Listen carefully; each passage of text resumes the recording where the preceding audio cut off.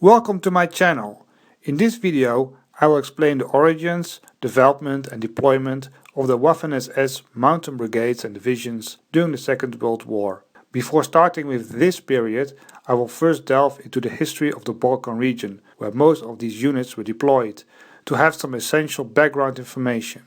I will start in 1683, when the Ottoman Empire struck at the heart of the Habsburg Empire and besieged its capital Vienna. In a big battle the siege was broken and the tide turned in favor of the Habsburg Empire, which reconquered most of historical Hungary. The genius behind its military success was François Eugène, Prince de Savoie-Carignan, a French prince which was banished from the royal court in Versailles and had sought employment in the Austro-Habsburg army, where his name was shortened and Germanized into Prinz Eugen. The newly won territories were, however, ravaged by war and disease, and in order to repopulate them, settlers were brought in from Germany, which colonized large parts of the Banat. There were also territories which already had centuries-old German settlements, like Transylvania. Around the middle of the 19th century, the Habsburg Empire became formally divided into an Austrian and a Hungarian part as a compromise between German and Hungarian speakers. The Croats in Hungary were not happy about this arrangement, because they were historically more close to the German speakers, while the Slovenes were unhappy about the discriminatory policies in the German-speaking part.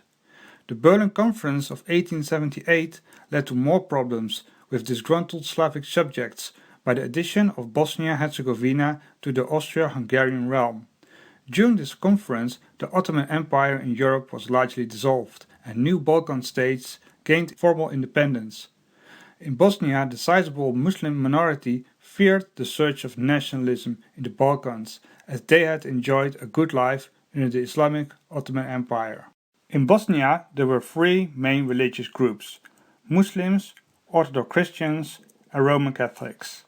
The Orthodox Christians were Serbs, who were attracted to the neighboring independent state of Serbia. The Roman Catholics were Croats, who craved for reunification with their brethren in the Hungarian part of Austria-Hungary, and a possible statehood. The last thing the Austro-Hungarian Empire wanted was to kindle pan-Slavic sentiment among the different religions, so instead they tried to encourage a regional Bosnian identity. This didn't really stuck with the Serbian Orthodox and the Croat Catholic populations, but it did with the Muslim population. The affection with the Austro-Hungarian Empire was mutual, and its rulers decided to enshrine the Muslim character of Bosnia into the new coat of arms by depicting an armored arm with a scimitar, which had an Islamic connotation. The armored arm with a sword in hand symbolized battle readiness. The Austrian-Hungarian Empire apparently put high hopes on their new subjects and created Bosnian infantry regiments in which Muslims could wear the red fez with a tassel, which was the standard headdress of the Turkish army. The Bosnian Muslims became loyal subjects of the Austro-Hungarian Empire, which in its turn protected them from rising Serbian nationalism. In this context, the assassination of Crown Prince Franz Ferdinand by a Serbian nationalist in the Bosnian capital of Sarajevo was a significant event in many ways. The Bosnian Muslims were embarrassed by it, and it inflamed tensions with Muslims and Croats running amok against Serbian communities. In the ensuing First World War, the Bosnian Muslims proved themselves to be loyal and good soldiers for the empire, as some regard them even as an elite force. In 1916, the Austro-Hungarian Empire managed to conquer the Balkans, but they had manpower issues and turned to ethnic religious minorities like the Kosovo Albanians to help them with the occupation of Serbia in the Albanian Legion. The wartime conditions and the inability of the Austrians to gain full control of the conquered territory led to banditry and intercommunal violence, which soured relations between the different ethnic and religious groups. After the war, the Austro-Hungarian Empire was practically cut up by annexations of neighboring countries and the emergence of new countries like Czechoslovakia, Poland and Yugoslavia. Yugoslavia was the realization of the pan-Slavic dream, which was most prevalent in Serbia. Croats and Bosnian Muslims were significantly less enthusiastic about the new state, and there were strong separatist sentiments among them. After the invasion of Yugoslavia by Germany, Italy and Hungary in April 1941, parts of the country were annexed by the warring parties. The victors also decided to placate Croatian nationalism and create a Croatian state, which included Bosnia. The Catholic Croats were hostile to the Orthodox Christian Serbian population in Bosnia, but regarded the Muslims as Croats, although they were regarded with suspicion and treated as second-class citizens. The German domination of the Balkans in the summer of 1941 brought a significant number of ethnic Germans into the reach of the Waffen-SS, most notably the Germans in the Banat. In Yugoslavia, these so-called Volksdeutsche, people of German origin which didn't hold German citizenship, were now available for recruitment and were regarded as an untapped source of manpower because the regular German army was focused on conscription in Germany. In the spring of 1942, the Waffen-SS began with the formation of a division made up from German volunteers from the Balkans. Despite an initial surge, there were not enough volunteers and the SS had to enact conscription in the Banat to fill up the ranks. The ethnic Germans were caught in a deadly spiral because they were targeted as collaborators, which compelled them to seek protection and drove them into the arms of the Waffen-SS. The division was called Prinz Eugen, after the aforementioned 17th century Austrian general, and the division was to be formed as a mountain division under the leadership of Arthur Fleps. Fleps was a senior officer which had extensive experience with mountain troops, originally in the Austro-Hungarian army and after the First World War in the Romanian army, where he became a general. Fleps originated from the German community in Transylvania, and when he took command of the new SS division, he brought several experienced mountain officers from the same region, like Michael Broser and Stefan Hedrich. The mountain troops of the Waffen-SS were organized on a solid footing by the foundation of a mountain warfare training camp in the Austrian Alps in September 1942, where soldiers learned survival skills and mountain climbing. The Waffen-SS not only organized its own mountain warfare training, but also had its own mountain warfare inspection and insignia. The Wehrmacht had a green Edelweiss badge, while the Waffen-SS had a black Edelweiss badge with a slightly different Edelweiss sign. The Wehrmacht also wore the Edelweiss pin on their cap, while the Waffen-SS had an Edelweiss made of cloth, which was sewn on the cap. It did, however, occasionally happen that SS men wore Wehrmacht mountain shoulder patches. In the spring of 1942, the formal layout of an SS mountain division was established and was as follows: 2 regiments of mountain infantry with 3 battalions each, 1 artillery regiment with 2 battalions of mountain artillery and 2 battalions of field artillery. Furthermore, the division should have a reconnaissance battalion, an engineer battalion, anti-tank battalion, an anti-aircraft battalion, and an assault gun battery. All of this was in theory, because the composition of an SS mountain division in reality was an entirely different matter, as we shall see. In the autumn of 1942, there were 2 SS mountain divisions. The volunteer division Prinz Eugen was operating in the mountains of the Balkans, and the division North in the Arctic conditions in northern Finland. North originated from non-combat SS formations and was in the process of expansion while it was converted into a mountain division, at least on paper. It was the only SS mountain division which was committed to the invasion of Soviet Russia. Prinz Eugen, on the other hand, was purposely raised as a mountain division, but due to the forced conscription in the German communities on the Balkans and the fact that it was equipped with mostly captured equipment, it was not deemed fit as a frontline unit. It was instead deployed for anti-partisan operations in Serbia and Croatia. There was an urgent need for military assistance to Croatia because the substantial Serbian minority conducted a guerrilla and the Muslim minority in Bosnia was caught between the Croats and Serbs. A mixture of National Socialist appreciation for Islam and the memory of the loyal Bosniak regiments in the Austro-Hungarian army inspired the Waffen-SS to create a Bosnian Muslim mountain division in the beginning of 1943 in order to bolster the anti-partisan forces in former Yugoslavia. The problem was, however, that the Croatian government did not want to foster a separate Bosniak Muslim identity, and as a compromise the division was formally raised as a Croatian division. From the outset, the Croatian identity was however downplayed, and its Muslim identity was reinforced. The Muslim identity was bolstered by the adopting of the Handschar, the German word for scimitar, in its coats of arms, a reminiscence of the Austro-Hungarian coat of arms for Bosnia, and the fez to emphasize the military integration of Muslims into the SS, just like the Austro-Hungarian Empire had done for their Bosnian regiments. It should be noted that the divisions made up of non-Germanic recruits were strictly speaking not SS divisions, but were designated as a division of the SS. For the sake of simplicity, I will continue to speak of SS units. Despite all the best efforts of the SS to make the Bosnian Muslims feel at home in the Waffen-SS, including the blessing of the Grand Mufti of Jerusalem, the morale among those men remained fragile. This meant that any deployment outside the Balkans was out of the question. The deployment to France for training in 1943 even led to a small-scale mutiny. This fragility was enhanced due to the lack of officers and the fact that the officers were predominantly German. The composition of the 5th SS Mountain Corps in the autumn of 1943 increased its weakness of lack of officers. The Prince Eugen Division only had around half its officers and NCOs, and the Handschar Division was even worse with its lack of officers and NCOs. The new staff of the SS Mountain Corps put another strain on the pool of officers and NCOs, and it had only around a third of its required officers and NCOs. In the summer of 1943, the two SS Mountain Divisions on the Balkans had evolved from the initial 1942 organization of an SS Mountain Division. Each mountain infantry regiment had an extra mountain infantry battalion, and one field artillery battalion was replaced with a mountain artillery battalion. The assault gun battery never became an independent part of the SS Mountain Division, and assault guns were resorted in the anti-tank battalion. The most significant change was the addition of a separate cavalry detachment of 2 squadrons.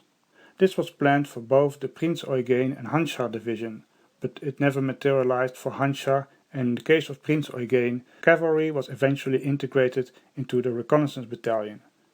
Meanwhile, the personnel problems of the Prince Eugen and Handschar divisions improved somewhat in the spring of 1944. Despite the growth in personnel, the Prince Eugen division slightly improved its share of officers and NCOs. The Handschar division saw a decrease of its formal establishment, as we shall see later, and as a result a marked improvement of filling up its ranks. The number of corps troops was scaled up, and as a result it was struggling to fill its ranks, especially officers. Despite the problem of staffing the SS divisions with officers and their organizational expansion, Himmler planned the creation of new SS mounted divisions in spring of 1944. Here is an overview. The 6th SS Mountain Division was still in northern Finland, while the 5th SS Mountain Corps under the command of Arthur Fleps was fully deployed on the Balkans, consisting of the 7th SS Mountain Division and the 13th SS Mountain Division. In May 1944, the 9th SS Mountain Corps was raised under the command of Carl Gustav Zauberzweig, the former commander of the Handschar Division. This new corps would consist of the 13th SS Mountain Division and the newly raised 23rd SS Mountain Division, consisting of Bosnian Muslims, under the name Kama, which was the name of a small dagger used by Balkan shepherds. The divisions would be known as the 1st and 2nd Croatian SS Divisions, as an indication of the origin of the division, which would make the Army Corps, formally speaking, also a Croatian SS Mountain Corps. A totally new project was the formation of an Albanian SS Division in the spring of 1944. The core of this division was formed by the so-called Albanian Battalion within the Handschar Division. The Albanians in Kosovo were in conflict with the local Serbs, but they had benefited from the overthrow of Yugoslavia and the subsequent Italian rule early in the war. But by 1944, Italy was knocked out of the war, and as a result the Kosovar Albanians were exposed to Serbian hostility. Some Albanian leaders sought and found the support of Germany, but the price for collaboration was a supply of manpower to Himmler's Albanian SS division. Although the Albanians in Kosovo were Muslims, the SS, remarkably enough, didn't invoke Islam, but rather greater Albanian sentiment by adopting the name Skanderbeg and the double-headed eagle. The medieval warlord Skanderbeg was a Christian, but he was nevertheless seen as an Albanian national hero, and his family crest of the double-headed black eagle on a red field has become the Albanian national flag. The hope to create a combat unit that echoed the Albanian Legion of the First World War was dashed by the harsh reality. August Schmidhuber, the commanding general, had this to say about his Albanian recruits. He doesn't know and doesn't like field exercise and shooting practice. His assumed marksmanship is a myth. He loves to crack fire, preferably in cover and straight in the air with the finger on the trigger and constant reloading. The heroism of the Albanians also belongs to the realm of legends. With a light mortar you can chase him to the end of the earth. In the attack he goes forward until he finds something to steal or plunder. When he has conquered a goat, a plough or a sewing machine, the war is over for him and he returns home on his own account. The total opposite of the ragtag Skanderberg mountaineers were the so-called Kastjäger. This unit of mountain infantry was founded in July 1942 as a company, which was specialized to operate in the so-called karst. The geological term karst refers to limestone mountain ranges, which are characterized by caves. The mountains between Italy, Germany and Croatia in what is nowadays Slovenia are characterized as karst, and as a result it was a good hiding place for partisans. The Kastjäger were expanded into a battalion in 1943 and deployed in the Karst mountains following the Italian surrender in October 1943.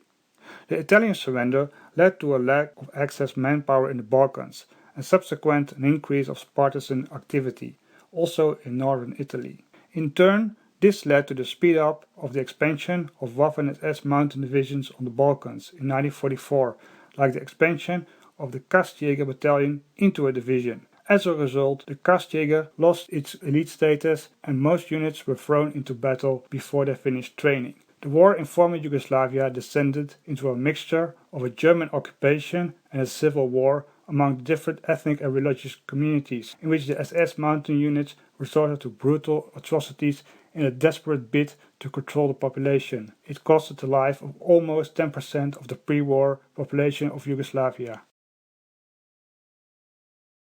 The increase of divisions of the SS was accelerated by downsizing the size of the new divisions in the Balkans into 3 battalion regiments and the removal of the anti-aircraft battalion. With 2 SS mountain army corps and a roster of 5 SS mountain divisions on the Balkans, the prospect of an SS mountain army was looming. The North Division was still fighting in Finland, and within Germany a mountain brigade was formed from Tatars of the Crimea, a peninsula at the Black Sea. Interestingly, the Crimean Tatars were Muslims who had also served the Ottoman Empire. The SS mountain army never came about, because the tide of war was turning in the east and the west. The communist partisans of the Yugoslav guerrilla leader Tito were so strong and confident that they announced an amnesty for collaborators on August 17, 1944, which pulled the rug from under the SS divisions with Yugoslav volunteers, with the exceptions of ethnic Germans. Thousands deserted, and before the end of the year, only the Prince Eugen division was left together with the Kastjäger, which was scaled down to a brigade. In the beginning of 1945, there was almost nothing left of the 1944 SS Mountain Forces. Arthur Fleps died in autumn 1944, and Sauberzeig was removed from command after a dispute with Himmler. The loss of the commanders coincided with the loss of purpose for the SS Mountain Corps, due to the disbandment of most divisions, with the exception of the ethnically German Prince Eugen and Kastjäger, which was downsized to brigade status. The Crimean Tatar Mountain Brigade was renamed Waffengruppe Krim in January 1945 and as such was no longer a mountain unit. The North Division appeared on the Western Front in January 1945, while the Prince Eugen remained in Yugoslavia until the end of the war. In February 1945, the Kastjäger Brigade was raised to division status again and briefly encountered the British in Italy in April 1945. In May 1945, most SS mountain divisions were disbanded or a mere shadow of their former selves when they surrendered. As a final word, I want to thank everybody who helped with proofreading the script and provided useful feedback and corrections. I also want to recommend the Facebook page Balkans Yugoslavian 1941-1945 that has been a useful source of images and information which are published in multiple languages, so don't hesitate to check out this source. If you like my content, don't forget to subscribe and click on the bell to get notifications for new content.